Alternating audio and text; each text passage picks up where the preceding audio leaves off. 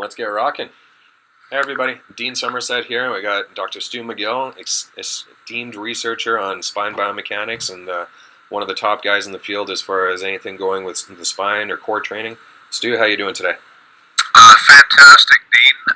I'm up early. That means you're on Alberta time. You're up even earlier.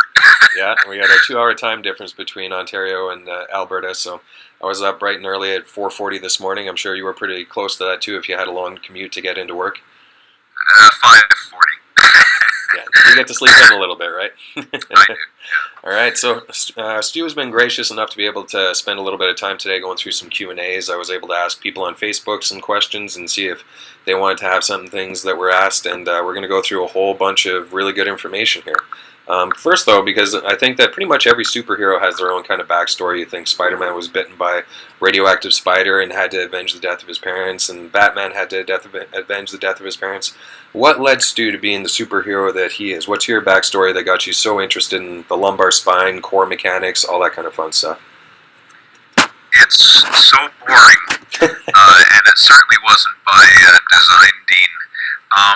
First of all, I was never supposed to go to university. I was going to plumbing school. And it was really my high school football coach who encouraged me to stay. And he's someone who's been a great mentor, and I still see him now, believe it or not. But I decided to finish off high school, and a couple of university coaches came and talked to my mother and decided I maybe should go to university. So that was why I went. I had no interest in academics, and in fact, going to early high school, I think a guidance counselor told my parents that I should go to trade school. So it's really fun looking back. Mm-hmm. Oh, I think you cut out there briefly. Make a long story, I was able to save my life in University of Toronto that made it all mechanical. Think about limits anymore, but it was relationships of how one thing affected another, and it became very understandable to me. But at the end of my undergrad, I was into road cycling, and I ended up doing my master's degree in biomechanics, which I really wasn't sure what it was, but I knew it was anatomy and physics. And I went to Ottawa so I could ride my bike in the French Gatineau. Crazy. And then I ended up playing hockey with the professor's team at University of Ottawa. We played the University of Waterloo, and I met a professor. We all had beers in the dressing room afterwards. It's funny what's fueled by beer, and this fellow turned out to be a Professor Bob Norman. He said, well, come to my lab and visit it. And that's how I got into spine biomechanics. And then when I finished, the dean said, would you consider taking a position at the university? So there was no rhyme or reason, there was no plan. And then as a young professor, docs would ask me, I'd go and give a talk at a neurology or orthopedics meeting about some aspect of spine function. And they'd say, would you see a patient for us? What you just showed us seems relevant to this very challenging patient that we're not doing very well with here. And I said, well, no, I'm not a trained clinician. And they said, don't worry, we will work with you and see the patient together. And then slowly I ended up working with many clinicians at many different medical schools. And as you know now, they invite me in to see 3 or 4 patients on a stage in front of their clinicians and show them how we create an assessment of their pain triggers to reach a very precise diagnosis of the mechanism of their pain. Mm-hmm. And that is the foundation for them to create the most appropriate intervention. So that's the story. I never would have expected to tell you that 40 years ago, but that's how the whole thing has unfolded. Nice. And that had to be kind of an unnerving situation the first couple of times you did it, where you've got a room full of physicians watching you go through the process in a live demonstration, and then eventually just getting to the point where now you can do it almost blindfold and still be successful. Absolutely. It was very harrowing. I could have said, no, I don't do it. But, if there's a lesson there, it's be a bit daring. And when someone wants to take you out of your comfort zone, prepare like the Dickens. Really, whether you're I remember the first was asked to do a debate with somebody, I blew it. I didn't really study that person as much as I should have, and they ate me alive. And I vowed never to let it happen again. And these lessons that you learn in life, but take a risk once in a while, but prepare for it, and good things happen. Yep. There's the old saying, it doesn't matter how many times you fail, as long as you don't fail at the same thing twice. So you've talked a lot throughout your entire career and brought up some really amazing points as far as how the spine works, how the core works, what should be done, what shouldn't be done. Because you've had such a great talking history as far as what you've said and the research that you produce, people usually get things wrong. It's just the nature of people talking second hand, third hand, fourth hand. What are some of the funnier things people have given you attribution to over the years? Well, it's fun, my students, even my daughter will say to me, "Oh, Dad, this guy's saying something about you on the internet," because as you know, I'm not really a social media guy, and I don't really spend much time on the internet. And then they will have read a single study that I did, and as you know, we've published quite a few hundred medical publications now. And they'll read one study, like the pig spine one that seems to have gained traction, for example. Yes, we do experiments on animals. We have to. Every medical condition requires animal studies because you need a controlled model, an animal where you can raise 50 identical animals and subject 25 to one intervention and 25 to the other. It's how you create scientific control. But always it's calibrated back to humans, and you do the human efficacy studies and mechanistic studies, etc. So it's sort of a funny thing, I guess, that people think they understand a person's perspective by reading one scientific paper. But I can think a funny incident just came to mind as I was telling that story. Going back to 1994, I was working at, not for Canada, but another country, and 3 days a week I worked at their Olympic and Training Center. Now let's go to 2015. There was a YouTube clip of one of the greatest strength Olympians of all time, and he was doing some back exercise and really throwing some weights around. And someone commented, "Ooh, what would Dr. McGill say about these exercises?" I'm standing right behind the guy with a black mustache, black hair, and they didn't even know that I was working at that time. So there's a funny thing that, again, people, they are so quick to throw something out on the internet, not realizing that boy, people with a lot more knowledge are going to read that and judge them. Yeah. I mean, you were incognito and you're the dark hair, right? So nobody would have known. Yeah. But hey, at least you still have it. That's always kind of a bonus point. Like mine's starting to slowly go back, and I'm sure that in about 10 or 15 years from now, I'll have the completely slicked over look. But well, I won't turn around because I'm a little thin on the backside here. But that's all right. It just means that you have a lot of activity going on underneath it, right? Well, what we used to say is, as you get a bit older, your hair not only grows out, but it grows in. And if it grows inward and hits really dense white and gray brain matter, it turns white. If it doesn't hit anything, it disappears. But no, just falls off. There you go. Yeah. Fair enough. So because you've had such a huge role in creating a lot of what the common thought processes are with things like the spine, biomechanics, core function, all that kind of stuff, you probably have a really good idea of what the industry is doing these days and where it's probably going to head. Where do you think the next 5 or 10 years are going to bring advances in spine biomechanics and how we understand core function? What do you think is going to be the trend? Well, what I'm going to say is there's probably quite a chasm between what I think and what I hope. So if I could twist your question and not try and avoid it, but give it that perspective, I think because of the nature of the internet and information is so accessible, people will read information without getting the training on how to consume it first. And that's why people go to graduate school, to learn how to consume science, how to critique it, and how to really pull out what's relevant and what should be dismissed.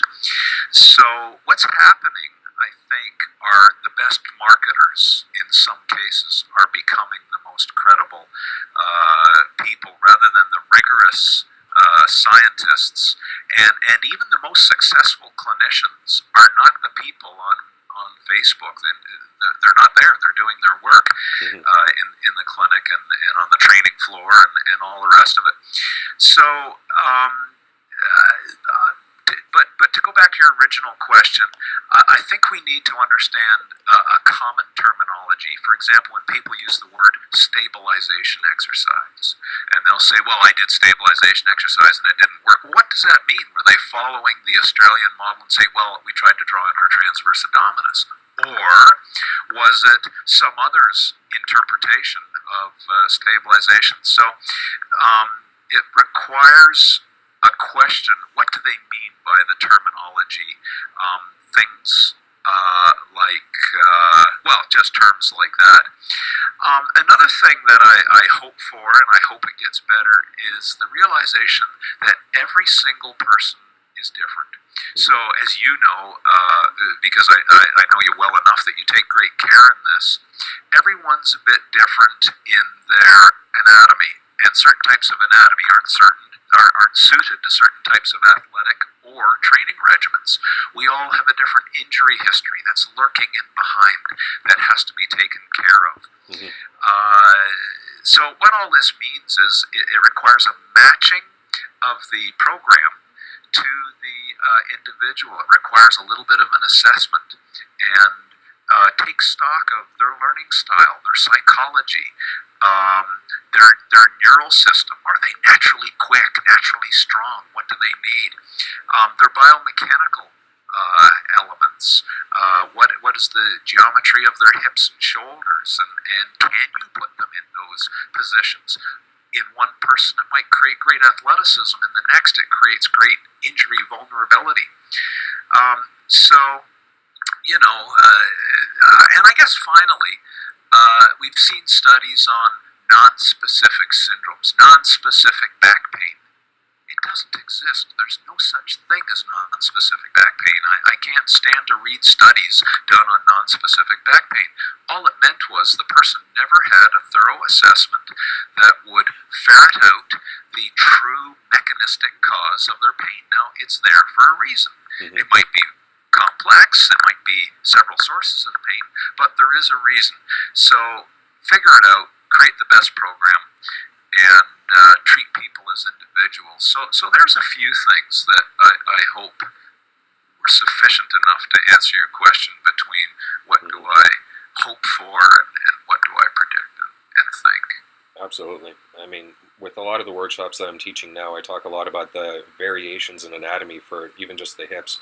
When you look at the variation of things like an anteverted acetabulum or retroverted, or how big the center edge angle can be, it just means that it's going to affect how you squat, deadlift, how you lunge, all that kind of stuff. And some people just shouldn't pull a deadlift off the floor. Some people won't squat below parallel, and just understanding that helps take a lot of pressure off the trainer when they say, well, why isn't this person's mobility getting better? Maybe they can't. Maybe they're just stuck in that position. So. Yeah, I think, well, two comments or reactions to that. You're right on. And what do we say to these people? Everybody should squat ass to the grass. Yeah. And I'm afraid not everybody can. And, now I'm getting so old and senile, I forgot the other point. I'm sure it was important, but it'll come to me. I'm sure it was great, right? So talking about like the non-specific back pain, I think a lot of what they base that on is things like MRI findings or X-rays, where they say, we can't find a structural reason for the pain, therefore it's non-specific. But we know that there can be a lot of people who are asymptomatic who have really weird MRI findings. They might have like disc bulges or herniations where they might need surgery based on what the classic example would be, but they don't have any kind of pain whatsoever. So knowing that there's so many people out there that have asymptomatic injuries, we'll call them asymptomatic injuries just because that's what we know based on the imaging, what do you think trainers should be doing to try to minimize risk, knowing that probably 50% of the population walking into the gym is probably already at risk for having either disc injury or pars fracture or something funky going on, just based on the fact that we see the studies out there to show that asymptomatic people are still going to be banged up? Okay. I think I need to answer that in two questions because I'm hearing two different parts. Mm-hmm. I'll comment a little bit on medical images and how they've led to some what I feel are great misunderstandings Mm-hmm. of injury mechanisms and what trainers can do. And then secondly, all right, we have a person in front of us here. We got to create a program that will help them instead of hurt them. So if I can comment first on this whole idea of medical imaging not showing features linked to a person's pain or injury resilience. Well, first of all, with the spine, I hate to say this, but I'm going to really pick on my radiological colleagues here. I think as a profession, they're going to die. And the reason for that is they have not progressed. There's been a huge acceleration of our understanding of pain generation. Let's just talk about the mechanics and what you can see in anatomy. And the radiologists have no clue. So they'll see something, they'll comment, oh, there's a modic change. A modic change is edema at the end plate. It hurts. It hurts for about a year or a year and a half is what some of the epidemiological studies show. There's almost always microfractures and damage to the cartilaginous end plate when you have a modic change. But here's the curious thing. Modic changes stay after the disc has sealed up and contained pressure and the active edema and inflammation has reduced. So here is someone who then says, oh, well, modic changes don't have anything to do with pain because in this person, there's no pain, but they did have pain is the point.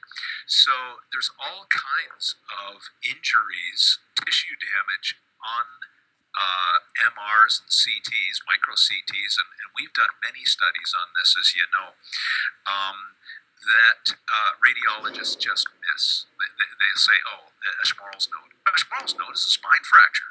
Yep. And it was caused by compressive overload. We were at the International Lumbar Spine meetings last year, and a surgeon was at the front of the room addressing about 500 docs and a few of us scientific geeks who are members of the society.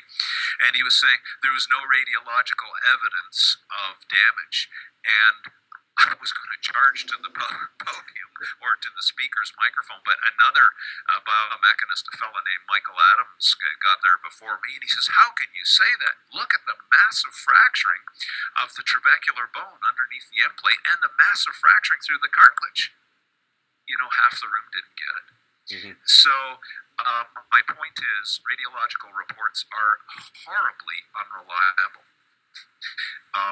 We see all kinds of massive damage, and I happen to be one of the few guys in the world who actually creates that damage to spines, then does the MRs and CTs both before and after we cause mechanical damage, and then we do microdissection, and sometimes the bones just crumble. They've been enormously fractured, but the periosteum has kept them all together. They look fine on an MR or CT. Mm-hmm. So there's just a start on the whole reliability of images go. The next thing is biology, and that is the what we call the degenerative cascade, but I don't want to get hung up on the word degenerative. Mm-hmm. Let's take a person now, a trainer who's given a stay-at-home mom first month in the gym, and there are people on the internet who say every woman should be able to deadlift twice their body weight. But let's just say a one-time body weight deadlift, and they're doing it after a month. When we take younger spines and we do micro CT before and after and then mimic a one times body weight deadlift, you will see microfracturing under the end plate. Now, that will accumulate. Is there any pain yet? No, there isn't. But we have mechanical integrity compromise. But that's cumulative, so they keep doing the deadlifting. Now, here's the curious thing. That will be beneficial and adaptive, or it will be destructive. In some people, that scaffolding of bone underneath the cartilaginous end plate gets compromised with microfractures, and then the cartilage gets little microfractures, and then you get Schmorl's nodes and the great edema and pain inflammation and all the rest of it. But on the next person, that forms a bony callus. As you know, when you fracture bone, you get a bony callus. It's even stronger than the virgin unloaded bone. And when you look at the spines of the grand old men and the grand old women of powerlifting, they have a very heavy calcified plate over the end plate. So that's been adaptive. So who knows what caused the biology to lay down more bone and actually become stronger versus the other way, creating cumulative damage. Now, when the end plate starts to crumble and fracture, the collagen fibers that form the annulus around the nucleus, that's where they gain their attachment to on the vertebra. Half of all extruded nucleus, so when it's harvested in a disc herniation surgery, when you examine that, more than half of the time you will find cartilage bits being extruded, meaning there was a cartilage integrity issue pre-disc herniation. And that's exactly what we find, this cascade, where the collagen now starts to delaminate and pull off the scaffold attachment because they did excessive load deadlifting, and then they did bending. So now we can get into issues like, well, it's a programming issue. As you know, there are some groups that promote, let's do burpees, then we're going to do Olympic lifting. Those do not make sense. Yeah. To create mobility in the spine means you have to soften the collagen, because spines are not ball and socket joints like shoulders and hips. They follow different rules. The cartilaginous and the collagen fibers that form the rings of the annulus are held together with a gooey stuff. We'll call it a ground substance to get mobility in the spine, which is fine if you're going to do yoga, be a gymnast, and all these kinds of things. But curiously, gymnasts basically use body weight for loads. They don't pick up 500-pound deadlifts, which you need very stiff collagen to be able to do. You can't mix up the two. So it becomes so interesting to follow these cascades through, and then we can get to what should a trainer do now? Because I've told stories where some processes lead to adaptation in some people and yet cumulative trauma in others. And the crazy thing is they have no indication that it's happening. There's no pain sensors. It's avascular because a healthy disc has so much pressure in it that nerves and vascular microarteries and a capillary bed cannot form. But when you damage the disc, it can't contain pressure anymore. Now, little pain nerves can grow into them, which is what we see through peripheral sprouting, and vascular invagination occurs as well.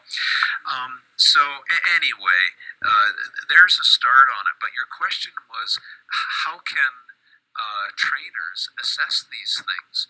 I do not accept it as an excuse for keeping trainers numb or out of the loop in terms of assessment. If you're going to do a squat with a person, as I know you do, assess their hips. Ask them, have you had a back pain history? What triggered the back pain? Simple test. Have them sit on the stool, if I can show that, pull up on the stool just as the client is sitting there, and then have them drop their chest, and then repeat the pull. Every trainer can do that. Look, a trainer's world are exercises, motions, postures, loads. There's nothing proprietary about those. Those are the trainer's expertise. They should be able to apply a simple load because they're going to do it with resistive loads anyway. Find the postures and see if there are any that start to cause discomfort in the client. Guess what? You're probably wise to pay attention to those. So, as you know, in my book, Back Mechanic, I tried to guide people through 8 preliminary tests that allow you to gain an appreciation for the load resilience of your client, and you really really don't have much option here. Avoid those pain triggers, because if you're creating pain, that client's not going to come back and your business is going downhill, or tragically, that person will become injured. Sure. Anyway, I hope that was a bit of a long-winded answer, but there was a huge... your questions are very thoughtful, you know that. I appreciate that. It requires quite a multi-perspective view on that. Yeah, can't quite do one-word answers with these ones. That's kind of why I picked No, them. You're putting me on the spot a bit, but Hey, I hope I'm not boring people too much here. You know what? I think anyone listening just got a master class in like injury rehabilitation mechanisms and physiology. So if they're getting bored of it, they're in the wrong place. Now, talking about doing the assessment elements of things, that's perfect if you're working with somebody in a one-on-one situation. But there is a huge proliferation of group setting fitness classes going on, whether it's CrossFit, whether it's semi-private training. I mean, you might have some places where they're working with 2 to 3 to 30 people at one time. So a big issue that I've heard from a lot of course attendees whenever I teach is that they don't know how they can institute the assessment protocols in a one-on-one basis, but then have people go into a group setting. How are we able to actually individualize a program in a very specific individual, but into a group setting? What do you think some of the steps a trainer should be looking to do if they're looking to do something along those lines? I've been asked this many times for some clubs and some trainers. It's not my world, as you know, because I just deal with individuals, and then when a team asks me to come in and consult, I really have to look at their problem backs as individuals. However, let's really not skirt the issue here. You've got a trainer with a group class, and they say, well, it's a group. I can't assess everybody, but I'm sorry, Dean, I'm not budging on this one. I will not accept this. I won't accept it for several reasons. If you are a great trainer, people will pay you well to do single sessions. I know they recognize your skills, and you're in that category, but they will pay very large amounts of money to be treated and assessed as an individual. I'm going to go off on just a little mind fart here for just half a sec, but every system in your body depends on good movement for health. That people are realizing this, and it's not a trivial matter. Professionalism among trainers has to be top-notch because of that huge responsibility that they bear, probably more important than any other healthcare professional when you think about it that way. You know, their family doc is going to give them a pill if they've got diabetes. A trainer is going to modulate their blood sugars with an intervention that's even more powerful than insulin in many cases, which would be an appropriate movement program. Anyway, I just got off topic there. Yeah. But anyway, getting back to this idea of professionalism, the trainer should be skilled enough to do group assessments if they're going to teach a group class. Let me give you an example, because we've done this experiment now with 2 different volleyball teams. We were asked by a high-level volleyball team, should we obviously want to increase our vertical jump height, but we have a few bad backs because we've been doing, ass to the grass squats and all this kind of thing. Can you give us some guidance? And I learned after doing this with 2 different teams, all I had to do was ask a couple of questions. I would say to all the volleyball players, are you naturally quick or are you naturally strong? And then if you're naturally quick, you go stand on that side of the room. If you're naturally strong, you go stand on that side of the room. Now, interestingly enough, you train the whole team doing squats. Half the team increases their vertical jump 2 or 3 centimeters or 2 or 3 inches for our American brothers. And I guess that would be 10 centimeters. But anyway, the other half actually lose vertical jump height through that squat training regimen. So same team, half the team got better, half the team got worse on exactly the same training protocol. And you know the answer to this because we've talked about this in the past. Guess which group, this is for the listeners, guess which group increased their vertical jump? it was the naturally quick people, and every volleyball player will answer that question. They know it already, and all you had to do is have the wisdom to ask that question. So if you're naturally quick and you add strength through a squat program, you're going to jump higher. But adding strength to strength adds stiffness. So when muscles contract, they create both force and stiffness. That stiffness, until you teach the player the neurology to let it go, then more strength actually will reduce their vertical jump. And then I need a second question.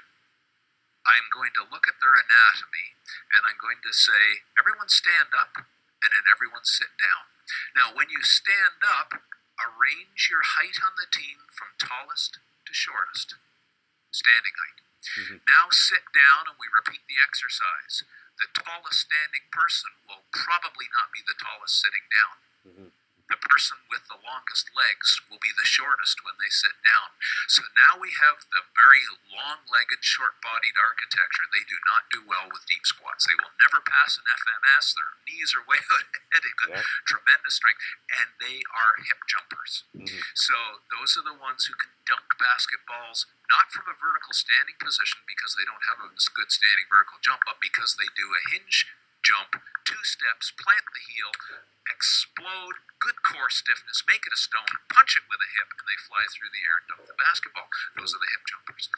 Now we have the longer body, shorter legged knee jumpers. Say they have wonderful vertical jumps. They may not be the best. Take 2 steps at the top of the key and dunk the basketball, or 2 steps on the volleyball court. But playing middle, they are beautiful, going straight up and straight down. So those are the ones you might want to do front squats with. A very vertical, knee-dominant kind of squat. Maybe you want to do some back squats, or anyway, maybe you want to push a car. All of these options and tools that trainers have.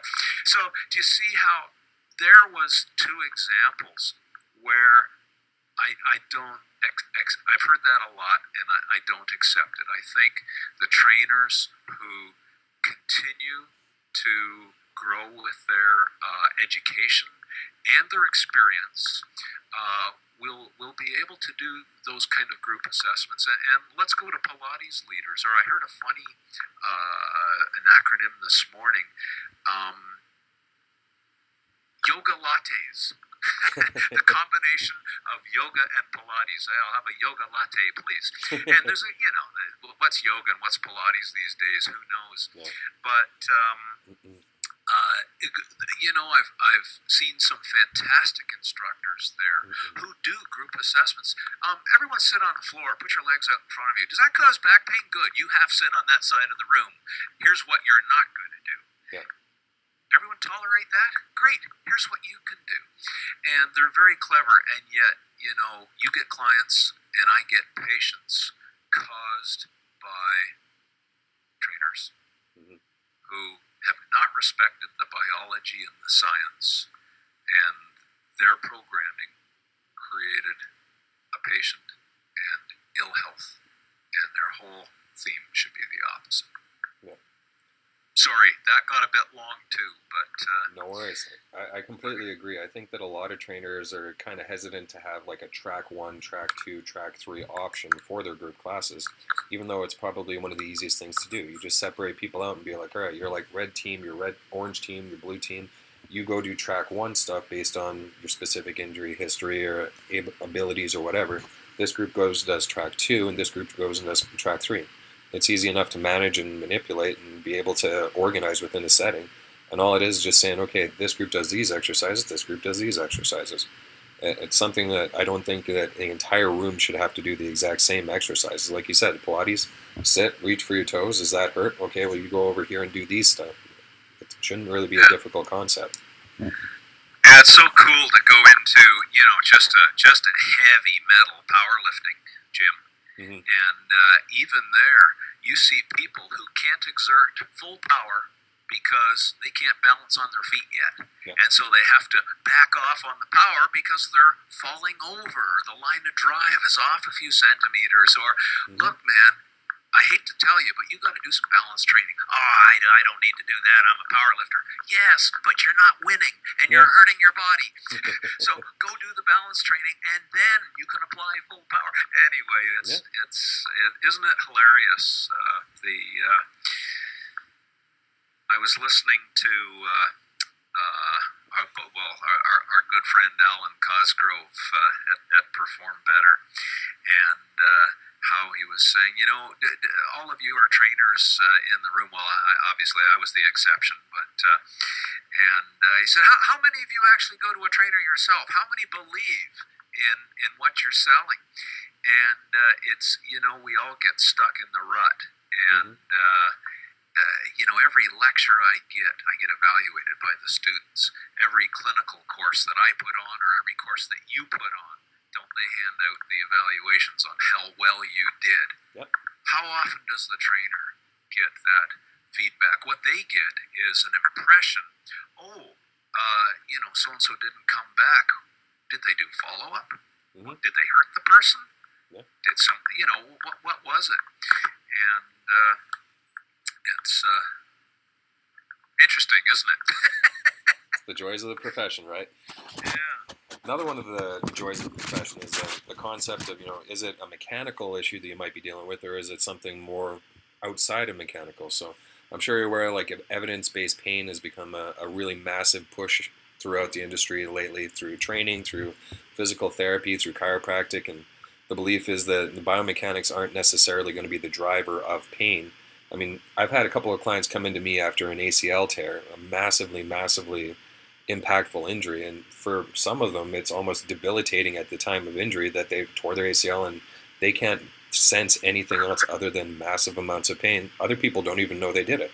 So in terms of a movement creating pain, there seems to be this real tough battle to be able to say, this movement will create pain. Or in some people, like the chronic pain people, or fibromyalgia, chronic fatigue syndrome, that there's nothing really that they can sense that is causing the pain other than maybe something that's a psychosomatic issue. Do you see that being a place for biomechanics to still be considered as a driver for pain in light of the movement of that evidence-based pain concept? Well, I'm going to key on the word evidence-based here, and let's really look at the science. Yeah. Let's go back to that marketing idea. Again, on the internet, it's usually the person who yells the loudest, or is the best marketer or the best speaker, that gets the biggest recognition. So I'm going to be a bit cold here, and as I said earlier, people, when they're faced with making a decision, and trainers have to make decisions every day about programming and the like, if a person has the right information, they'll make the best decision. So let's make sure they get the right decision. So when you say evidence-based pain science versus evidence-based mechanical, I'm going to prove to you now that they're not two separate things. Mm-hmm. It's all part and parcel with one.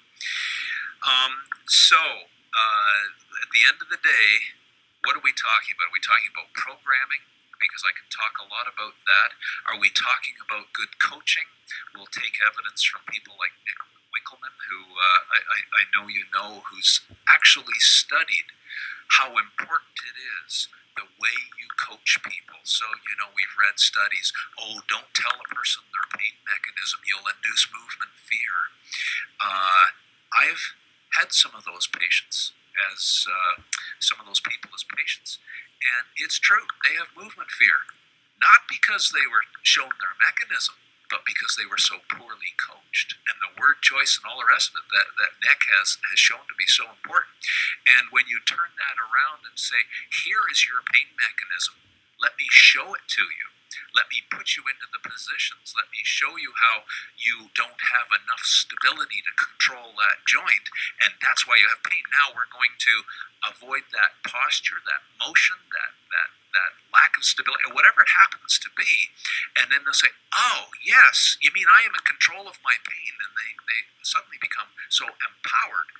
I can control my pain by not doing that or doing this. Mm-hmm. And it's not a matter of we're creating movement fear, we're doing exactly the opposite. We're liberating them in realizing they can tie their shoe, they can go to the toilet, they can brush their teeth, and they can get back to training by understanding their triggers, and away they go. So there's my little start to that. But let me now put some science into all of this.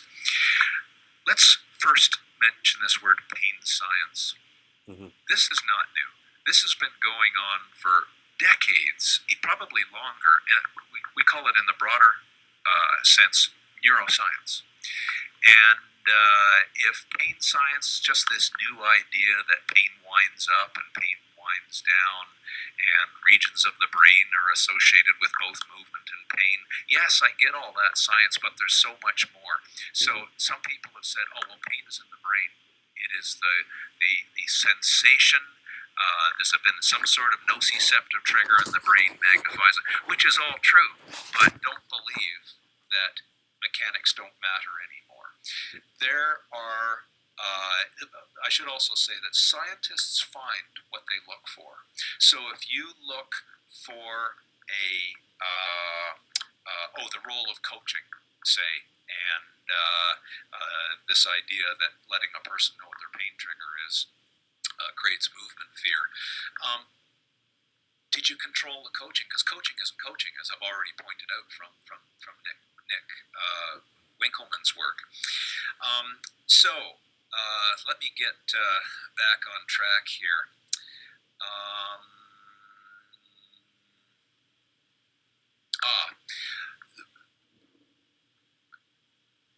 Those studies, I'll back up one link.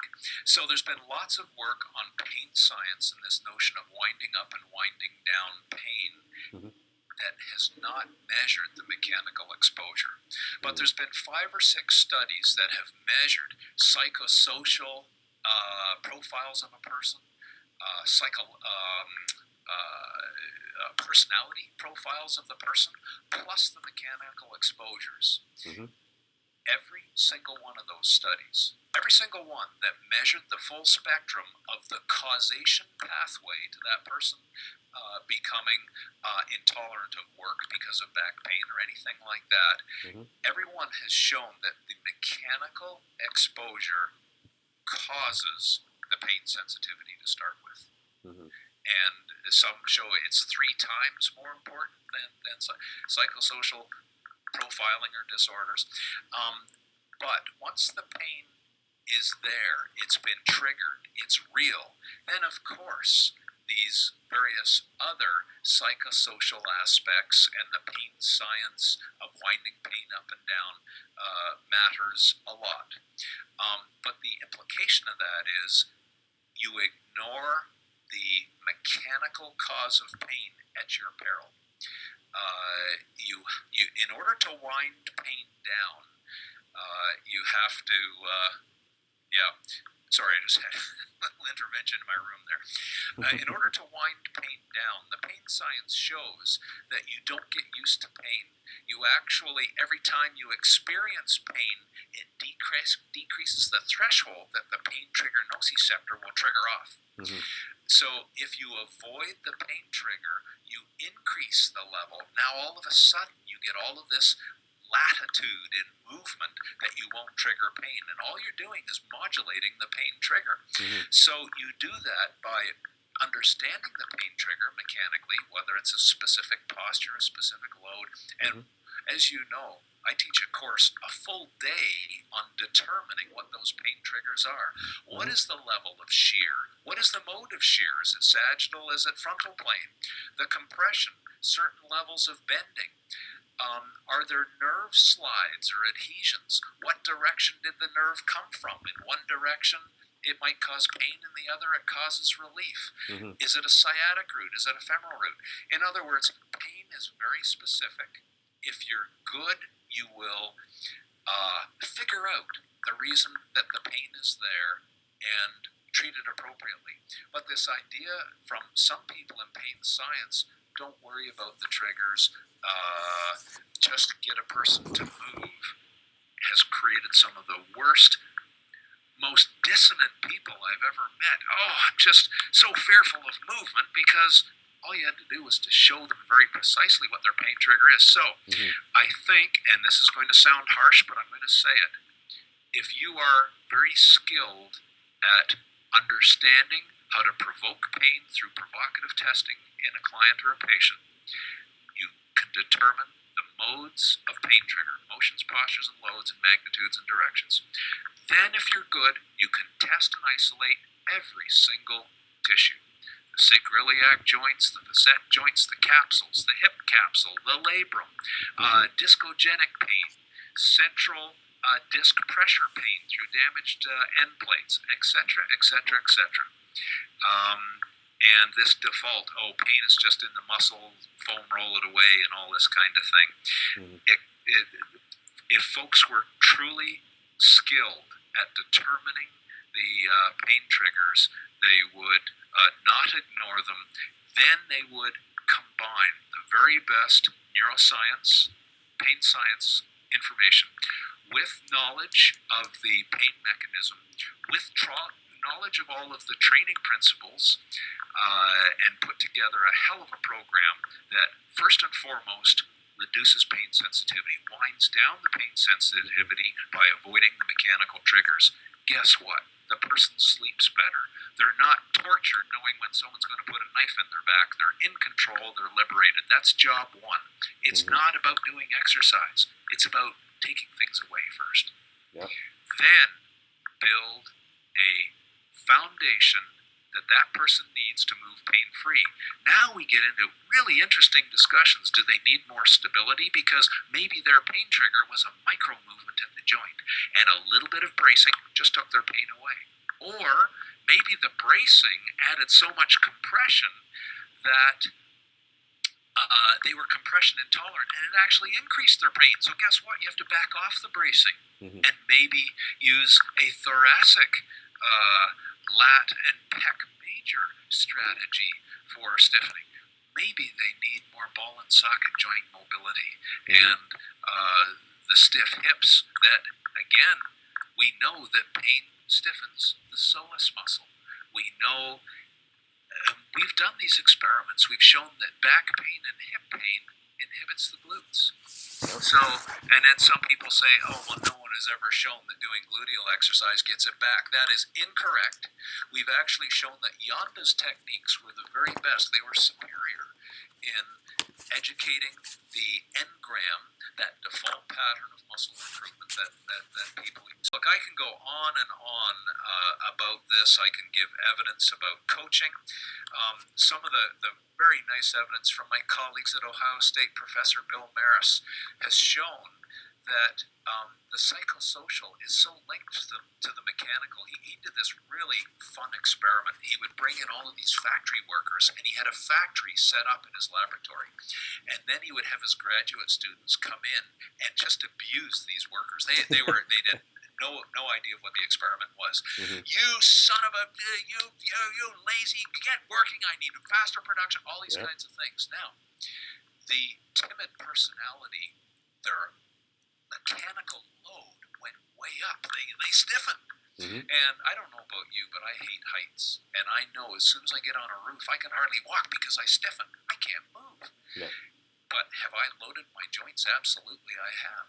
And then you get another personality profile. He did Myers-Briggs personality profiles, by the way. And then you get the not-so-timid personality, but the one that will talk back to you, take a hike, fella. And they didn't have this visceral muscular response.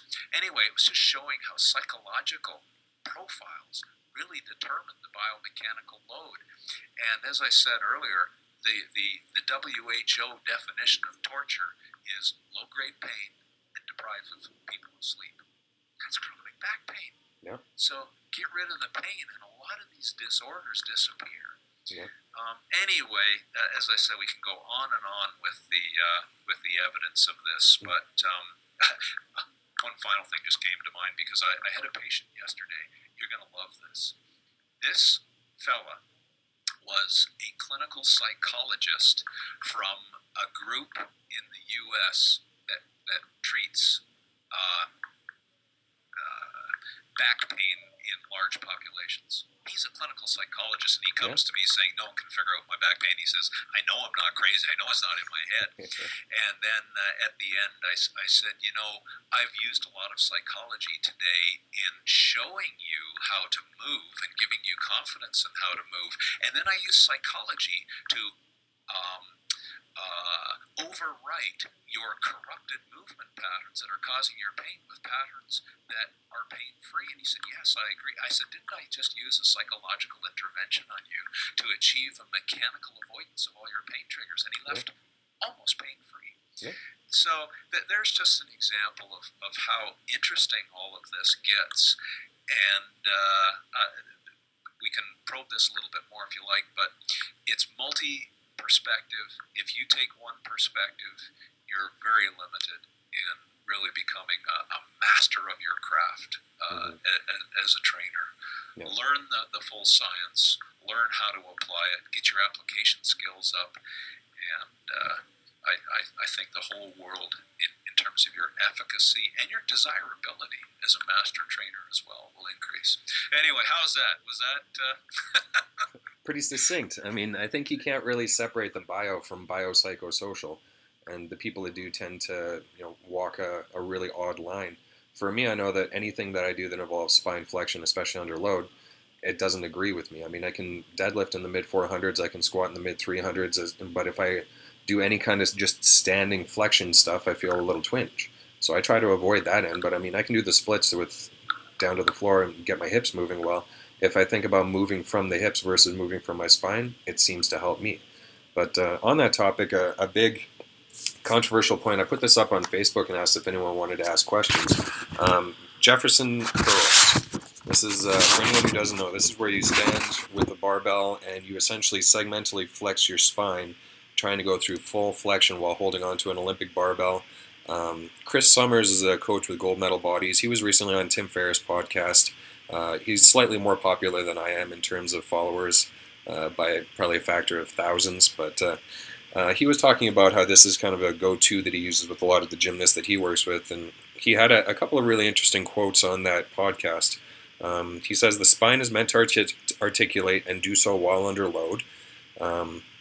One of the standards that he uses is to do the Jefferson curl with body weight built up over time. So this isn't something that's like day one you do a Jefferson curl with body weight. Like you said, it takes a situation where over the span of about 2 years they might be able to build up to a Jefferson curl with body weight. He then talked about your study with the porcine spines and said that since they were dead, they couldn't adapt or recover from stressors over time. That's kind of a concept that I see a lot of people throwing around, is any measurement done on a dead spine doesn't give you any information beyond that. We talked earlier about how you do like regression analysis and some of the computerized modeling and compare that back to human features, but what are some of your thoughts on Jefferson curls? Wow. Okay.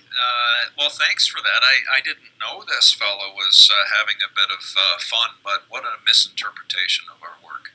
So there's a case where someone has read a small bit of our animal studies and thinks that that is what we based our understanding of an injury mechanism on. So let's... the question really is, what do trainers make of the Jefferson curl, and should they be programming it? And whenever we have a question like that, as I said earlier, when we're armed with good science, robust, complete science, people will make better decisions. So what is the issue here? Is it, should we be doing them? Is it to build athleticism, or is it to build injury resilience? If he is building gymnasts, I have no issue whatsoever in that a gymnast needs a mobile spine. That's what they do. But when you look at old retired gymnasts, they are not healthy people. I've worked with quite a number of ex-Olympians, people who've ruled the world in gymnastics, and they are not happy 60-year-olds. limits. Mm-hmm. So I'm not going to say to become a competitive gymnast is particularly healthy for your body. So there's just a start on that. So the Jefferson curl, you fully flex all the way over, and I get all of that, and you push flexion a little bit. Well, we can have so many interesting discussions. Let's talk about performance for a second. Why is that the tool of choice as an exercise? Is it to create more mobility? Well, in order to do that, you have to soften the collagen. By definition, you have to do that, as I described earlier. That will reduce the ability to bear load in that person's discs specifically. So to build a power lifter, you need a very stiff spine. So do you see how that question now is framed by the exercise is just simply a tool to achieve a goal. What's the goal? If it's to create a gymnast, I'm sympathetic to that. You're going to have to get some load-bearing ability. In the long run, is it best for health? I don't think so. In fact, I can prove that it isn't. But temporarily, you will create the athleticism to be a gymnast. But in most people's lives, they have a lot of flexion, and thank goodness computers took care of that. We're all sitting at computers far much more. So how much more flexion does the average person need? Well, to answer that kind of a question, the trainer would need to look at their total program. What is the life that they lead? What is the 10 hours a day that they spend working? Is it sitting at a computer? They probably don't need any more flexion in the gym. They would probably need hip mobility, probably some gluteal-centric work, probably some spine stability, but measure it and see. So, in the trainer's job of optimizing injury resilience and creating athleticism, ask the question, what is it that the person needs? Where are they currently at right now? And train the difference. So let's go to elite athleticism now, and does more stretching really help? Well, did the great dunkers in the NBA have loose hamstrings and long back muscles? There was, it's now on the internet, there was a fella who was the show at the last NBA All-Star game. He was the halftime show. He did most spectacular basketball dunks. Yep. I have worked with him, and I can show you his leg raise. It's about 30 degrees because his hamstrings are tight and tuned. He uses those hamstrings to load as a spring, boom, and just flies, adding the elasticity plus the muscle force on top of that to explode that spring and do these spectacular jumps. I see it in high jumpers. I see it in MMA athletes. I see it in world-class sprinters. The elasticity in their body is tuned, and it's tuned very precisely.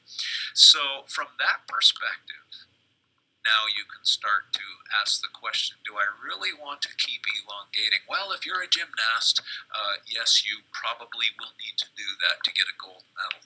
Is it healthy? Is it performance enhancing for other tasks? You will have to answer that question within the context of your client, but most of the time my answer would be no. Now, we do hear people who say, you know what, the Jefferson curl feels good. Mm-hmm. Terrific. We've measured this as well. It kicks off the stretch reflex. You stretch it out, and the person's perception of the stretch reflex is very individual. I hate the stretch reflex in my neurophysiology. It tells me this is dangerous, get away from there, get back to neutral. I know other people who love yoga, they love the stretch reflex. They don't want to be strong, but they get a jolly, a psychological, neural jolly by keep pushing the end range. But that jolly or neural interpretation lasts between 15 to 20 minutes in most people, and then it's all done.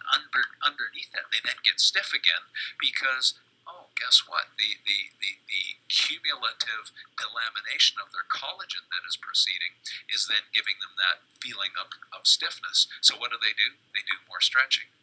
those are the ones who will keep progressing to quite disabling pain, but they keep thinking that listening to the stretch reflex is the way to go.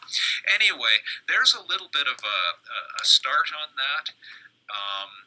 I can absolutely prove. Yes, it started with pig spines. That's where we showed the collagen slowly delaminates by more flexion stretching and more flexion stretching. So which is probably not a big deal until you put load on it. So if you're going to start taking heavy weights, now you're creating a very bad combination. It's like taking a credit card if you want. You will break a credit card. You can keep bending it back and forth, and there's no visible damage, but it's accumulating. Yeah. And then eventually it's going to crack. And by the way, a bigger, thicker spine will crack sooner. So you take a gymnast who's generally a flexible person, because a big, heavy, thick person isn't going to choose gymnastics. Yeah. A thin rod, you can bend it back and forth easily. A willow branch would be an example. But you take a thicker branch and bend it half the amount, it shatters right away, because the stress in a long object is a function of its thickness. So again, if someone has had success in building elite gymnasts who are slighter boned people in the first place, good for them, and it may have been quite helpful. But if you do that to a 340-pound offensive tackle who's got a thick spine, you're going to succumb quite quickly. And now I can get into all kinds of epidemiological evidence on clinical populations. The U.S. military has realized that repeated bending is highly problematic, and they've changed their fitness test to be more conserving of repeated bends. They documented that led to a very high prevalence rate of people coming home from the Middle East. In the U.S. military. So, and by the way, avoiding that in the fitness test actually improved their score on the fitness test, and they had less pain. Nice. So, if you want me to really get into all the references here, which will bore the pants off most people, I can. So there's an answer. There isn't one. The answer is it depends, but there's some thoughts on whether the Jefferson curl is the best tool a trainer has in their toolbox to achieve the goal. If I can just finish this thought off, Dean, because it's probably most relevant to the programming decisions that trainers have to make. How do you come up with a program? And my recommendation, and I've got a whole section in Ultimate Back Fitness in my book, second book on this. You have to know the goal, and that comes from asking, what's your training goal? Well, if you're training an Olympic gymnast, you know what you need. You need spine mobility. You need the ability to shock absorb. You need all of these kinds of things. If you're an MMA fighter, you know what your physical goals are. But if your goal is to get through this life, be fit, do the things you love, and be a happy 70-year-old with no pain, that's a whole different objective and programming choice that the trainer's going to have to make for you. So anyway, know the goals. As Dan John says, keep the goals, and know your goals. Yep. And then assess your client. How close are they to their goals? Are they already strong enough to reach those goals, but they need more mobility? Or do they have pain that is triggered by, you do some pain assessments and you figure out very precisely what their mechanical cause is. You're going to have to avoid that and give them the training tools or the choice of exercises to get them through to that goal. Now you train the difference with the most efficient set of training exercises you can program. If you go through that exercise and you say, the Jefferson curl is the best tool I have to take the person from where they are now through to their goals, with maximum injury resilience and maximum performance enhancement, you've got your answer. Yeah. Sounds pretty simple and straightforward. All right. Well, it is to me. I don't know about some of the people who are questioning our pig spine work, but anyway. That's the downside when you're reading an abstract and just draw I've got from to the get conclusion. on Tim Ferriss's show. Tim Ferriss, if you're listening, I can connect you. Pardon? I'm just saying, Tim Ferriss, if you're listening to this, I can connect you guys. Well, I'm in Tim's book on the 4-hour work. No, Oh, what yeah, is that's it? right. The 4-hour body, isn't it? Yeah, something like that. Yeah. And so we certainly know one another. I'm going to have to give him a call, and we'll have a little bit of controversy on the show. I'm sure he would be all over that.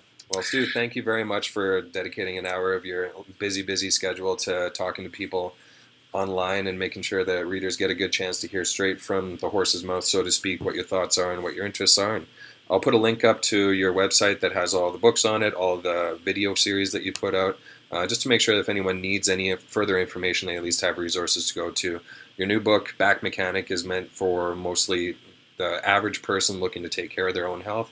Ultimate Back Fitness and Performance is more of the training element to things, and then Low Back Disorders is more clinical diagnoses and people working in injured scenarios. So you kind of cover the full gambit on that kind of stuff. And I can't tell you how much I, as a trainer, appreciate everything that you've done for the industry. And I'm sure that there's thousands of other trainers out there that would say the same thing. So thank you very much. Oh, okay. I hear that loud and clear, Dean. And I'm going to say something here, and I hope this won't embarrass you, but I want to thank you for being a real leader in this field. I mentioned several times about trainer professionalism and how much I try and support that, and the importance that trainers play in really being the primaries on addressing some of these huge health crises that we're facing with sedentary people. And I've certainly heard you lecture, and I know you lecture about some of some of the work we've created over the years. And I hate to say it, darn, you tell the story better than I do on some of these things. So I appreciate that. Thanks so much for your leadership on all that, and your friendship too. So there you go. Absolutely. Maybe one day I'll make it out to the lake house. We'll get into some trouble. Oh boy. Sounds good. All right. Thank you so much again, Stu. Okay. Cheers, Dean, and to all your listeners. Enjoy the rest of your day. Thank you.